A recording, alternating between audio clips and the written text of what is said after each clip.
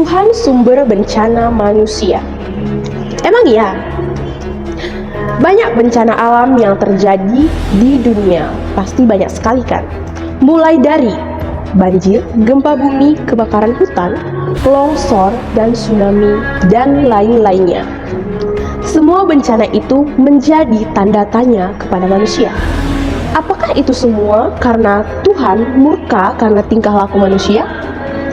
Atau itu terjadi karena alam tidak lagi ingin bersahabat dengan manusia?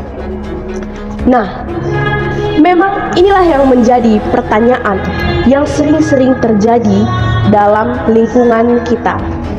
Contohnya, di Tanah Karo saat Gunung Sidamung meletus, terjadilah longsor, banjir, terjadi kebakaran hutan, dan tidak banyak juga memakan korban jiwa.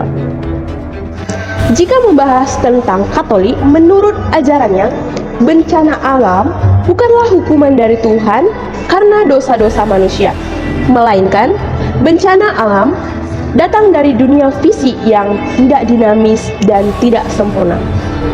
Meskipun dunia diciptakan baik adanya, tetapi dunia fisik bekerja melalui hukum-hukum alamiah yang mengakibatkan gempa bumi, banjir, tanah longsor, dan lain-lain. Tuhan telah memberikan kebebasan atas ciptaannya. Jadi, dalam kebebasan itulah bencana alam bisa datang. Terkadang, bencana alam datang karena kesalahan-kesalahan manusia. Ya, contohnya seperti penebangan hutan yang berlebihan yang mengakibatkan resapan air yang berkurang. Jadi, di saat hujan deras datang, air itu tidak dapat meresap ke dalam tanah karena kurangnya resapan air yang mengakibatkan banjir, tanah longsor, dan banyak lainnya yang merugikan manusia itu sendiri. Nah, dalam ajaran Katolik, bencana alam juga sering dikaitkan dengan penciptaan, dosa, dan kasih Tuhan. Ada beberapa konteks yang membahas tentang bencana alam, yaitu penciptaan dan kejatuhan manusia. Dalam kitab Kejadian, dunia diciptakan oleh Tuhan dan dinyatakan sangat baik. Namun, ketika manusia jatuh dalam dosa, harmoni alam semula menjadi terganggu. Bencana alam bisa dilihat sebagai akibat tidak langsung dari dosa asal yang membawa penderitaan dan kematian ke dunia. Yang kedua, tanda dari zaman. Beberapa orang Katolik melihat bencana sebagai tanda dari akhir zaman atau hukuman dari Tuhan. Mungkin beberapa dari kita sering memikirkan itu adalah hukuman dari Tuhan karena tingkah laku kita. Meskipun dengan begitu, Gereja Katolik berhati-hati dalam memaknai peristiwa alam sebagai tanda khusus dari kehendak Tuhan.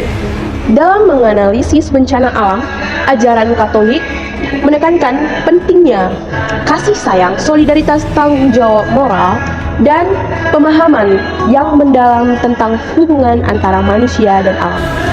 Gereja Katolik melalui dokumen-dokumen dan pengajaran para paus telah menyoroti pandangan dan tanggung jawab terhadap alam, termasuk dalam konteks bencana alam.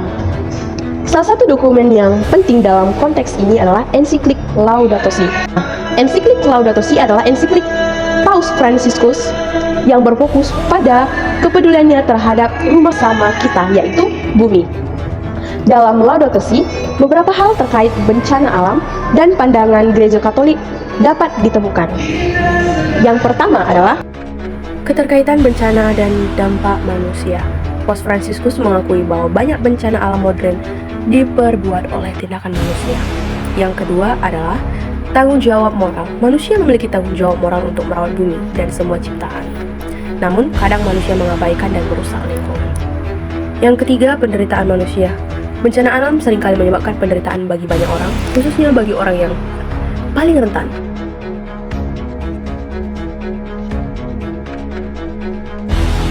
Yang keempat, panggilan untuk konversi ekologis.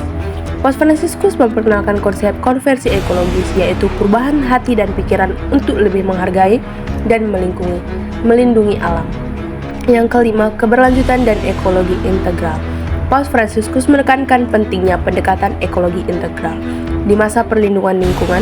Jadi, Katolik sangat memperhatikan bencana-bencana yang muncul di dunia ini.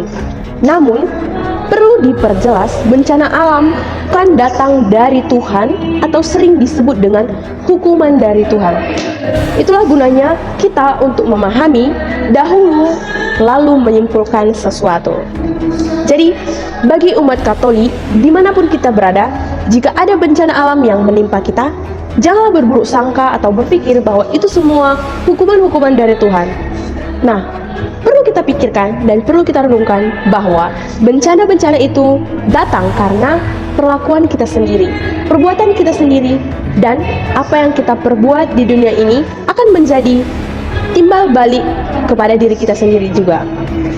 Jadi, melalui katekese singkat ini, saya memberikan pesan kepada teman-teman sekalian, marilah kita merawat bumi ini, marilah kita bersama-sama menjaga, terutama kaum muda.